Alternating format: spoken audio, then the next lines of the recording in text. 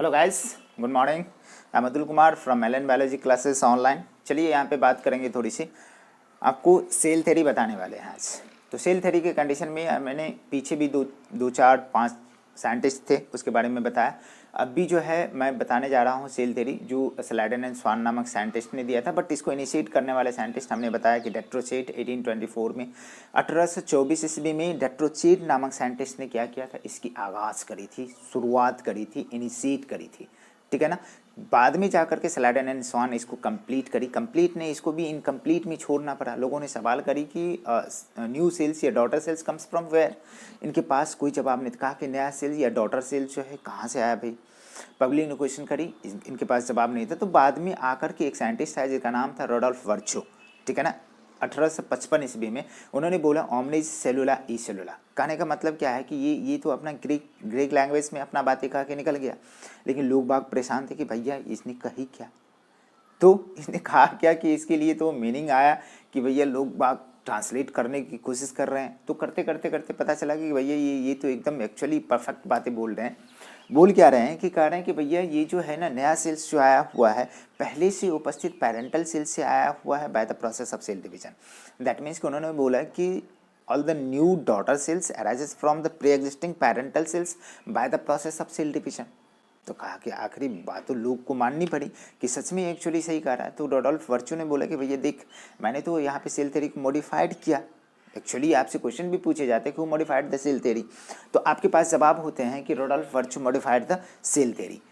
तो इनकी cell theory के मॉडिफिकेशन का भी क्रेडिट जाता है, बट इन्होंने बोला कि भैया मैं आपने लाइनें जो दी उसके लिए मैं एक टर्म रखना चाहता हूँ, सेल लीनियस थ्योरी। इस लाइन को उन्होंने बोला, कहा कि एक सेल डिवाइड करते हैं तो दो सेल बने, वो भी क्या करेंगे डिवाइड करेंगे, वो भी क्या करेंगे डिवाइड करेंगे। हर जगह पे क्या होगा, डिवाइडेशन होते रहेगा, बढ़ते रहेगा, मतलब कि विभाजन होते रहेगा। तो एक लीनियर सीक्वेंस में होता रहेगा ये चीज़ें। तो उन्होंने बोला कि मैं इसको नाम देना चाहता हूँ सेल लीनियस थ्योरी। कहा कि ठीक है चलेगा, ओके। तो जा करके यहाँ पे अपन बात करते हैं सेल थ्योरी के, कौन आगाज करे, कौन कंप्लीट करे, कौन मॉडिफाइड करे, सारे के सारे चीज़ें इसमें हैं। चलिए स्टार्टअप लीजिए, आप हेडिंग बना लीजिए सेल थ्योरी, कोशिकीय सिद्धांत, cell theory. First of all cell theory initiated by, first of all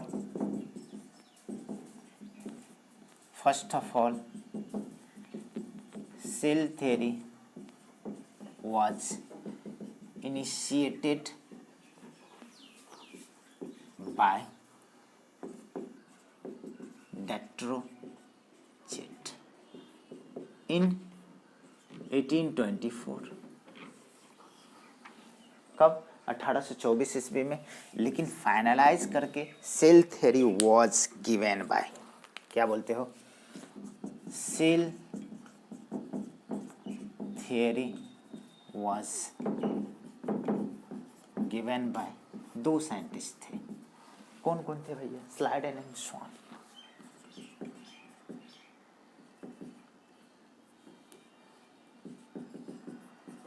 स्लाइडन and Schwann. कब भैया? 1839 ईस्वी में, ठीक है। इसमें इन्होंने बोला क्या कि भाई किस तरीके से आप दे सकते इसको। कहा कि इसकी बातें आप कैसे रख सकते, बात भी तो रखना पड़ेगा कि आपने बात क्या क्या रखी, क्या क्या आपने बोली। तो सेल थ्योरी में दो इम्पॉर्टेंट बात बोली।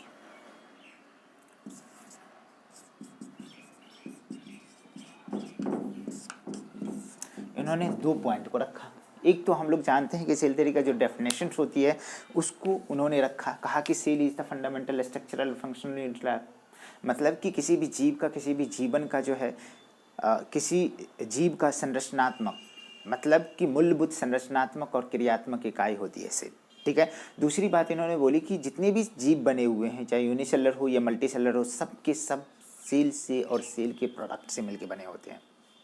इतना बात जानते हैं कि मतलब कि all the living organism are made up of cell and their product. NCERT की बिल्कुल लाइनें हैं, ठीक है ना। आ जाइए, इन्होंने क्या बोला कि cell is the fundamental structural and functional unit of life, इन्होंने ये बात बोली। दूसरी बात इन्होंने बोली कि all the living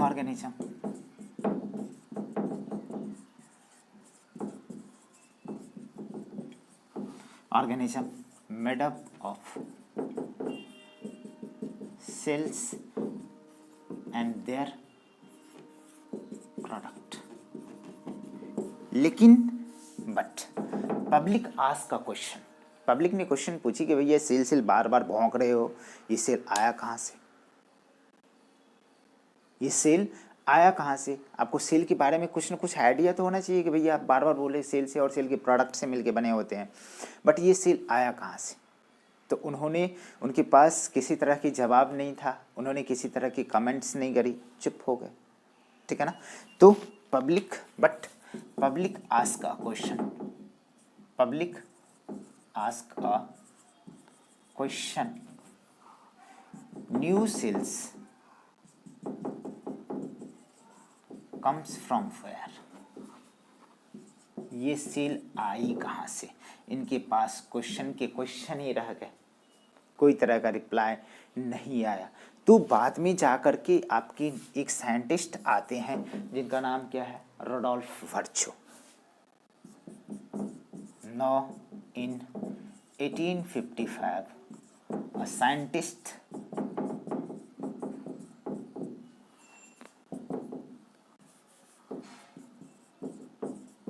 Rudolf Virchow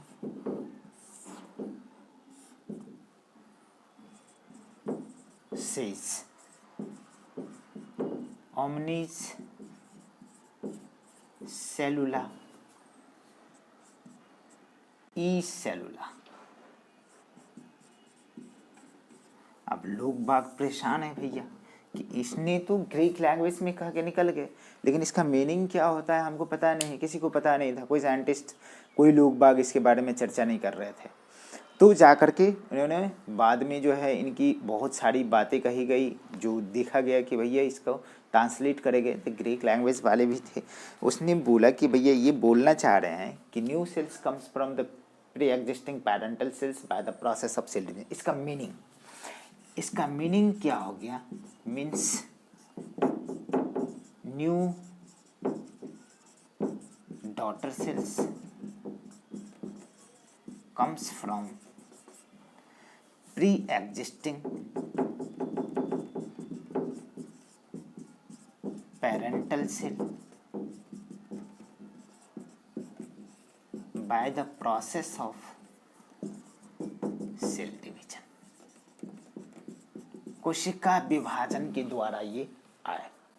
तो कहा कि भाई मैं जो इतना कोशिश करा मेरे को भी क्रेडिट चाहिए, तो कहा कि बिल्कुल क्रेडिट मिलेगा। कहा कि मैं क्या करता कि एक सेल है बेटा, एक सेल है जो पेरेंटल सेल है और पहले से उपस्थित है, प्री एग्जिस्टिंग है, प्री एग्जिस्टिंग है, पहले से उपस्थित है। इस सेल में क्या हो भाई, सेल डिवीजन हुआ, तो एक सेल बट करके क्या हो गया, दो सेल हुआ, और हर सेल इसी तरीके से क्या होंगे, बढ़ते जाएंगे। ये भी क्या करेंगे, बटेंगे, ये भी क्या करेंगे, और ये भी जो है ये भी क्या करेंगे, बटेंगे। तो एक चेन में, एक लीनियर सीक्वेंस में क्या हो रहा है, लीनियर सीक्वेंस में ये बढ़ते जा रहे हैं। तो इन्होंने क्या कह दिया कि जो मैंने लाइनें बोली, इस लाइनें का मेरे पास जो है कुछ न कुछ क्राइटेरिया है, जिसकी वजह से मैं इसका नाम रखना चाहता हूँ। कहा कि बिल्कुल आप रख सकते हैं। इसको बोला ही सेज दैट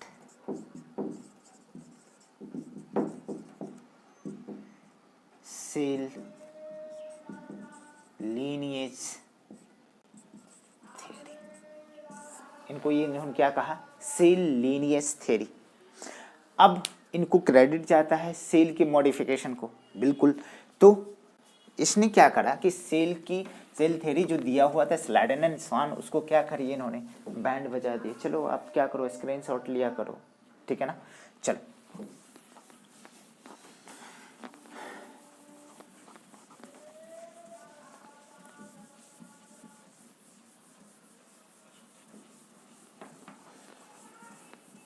इसमें मॉडिफिकेशन में बस अपना एक लाइन इन्होंने जोड़ा कि cells comes from the pre existent cells by the process of cell division.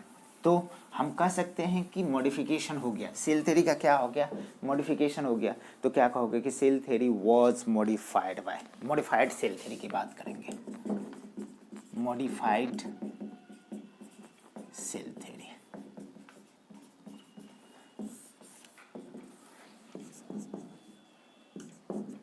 It was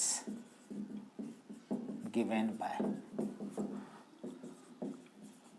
रोडोल्फ, Virchow पर हो या वर्चू, कब जी, 1855। इन्होंने क्या बोली,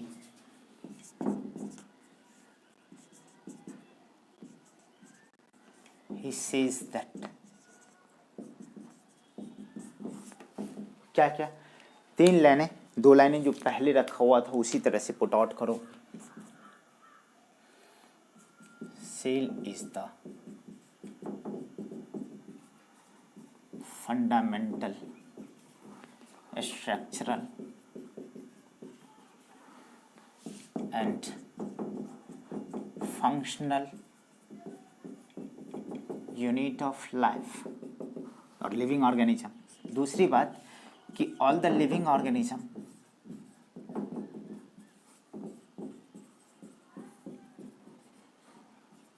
are made up of cells and their product, cell और उसके प्रोडक्ट से मिलके बने होते हैं। तीसरा लाइनें जो इनकी था, ओमनीज सेलुला ई सेलुला, इनका मीनिंग क्या था, all the new daughter cell और new daughter cells comes from pre-existing parental cell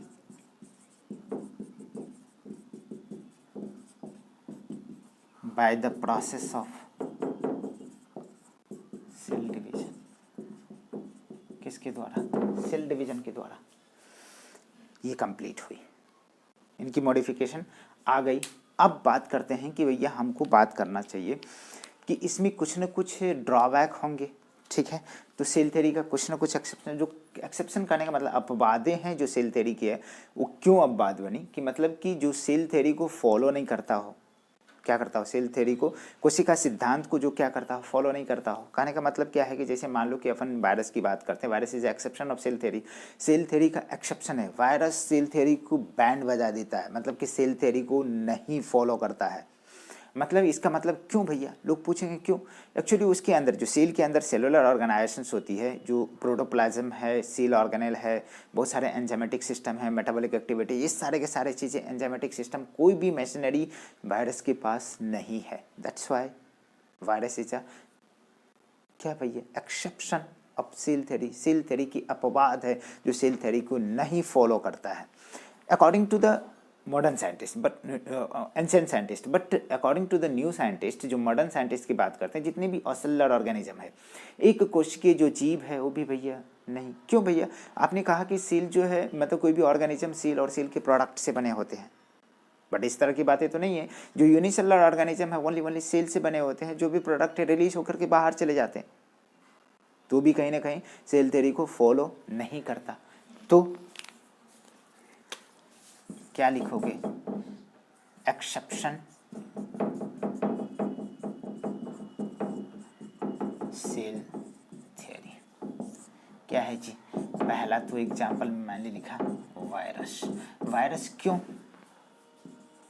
because, ठीक है ना, here cellular organisation are absent, cellular organisation are absent. दूसरा, ये किसके द्वारा हो गया, अकॉर्डिंग टू एंशिएंट, प्राचीन साइंटिस्टों के द्वारा, अकॉर्डिंग टू, और सभी, ऑल अ सेलुलर ऑर्गेनिज्म,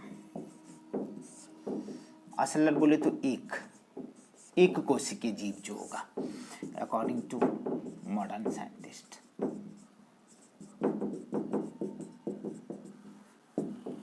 अच्छा आएगा। तो हमने सेल थ्योरी को कंप्लीट करी। आगे अपन बात करेंगे, नेक्स्ट लेक्चर की बात करते हैं, वहाँ पे भी सेवरल चीज़ें। एक सेल है तो सेल के नंबर होंगे, टाइप्स होंगे, शेप होगा, साइज होगा, ठीक है ना, इसकी कहीं ना कहीं स्ट्रक्चर होगी, इसका फंक्शन होगा, ठीक है ना, ये सारे के सारे बात करेंगे। Till continue with the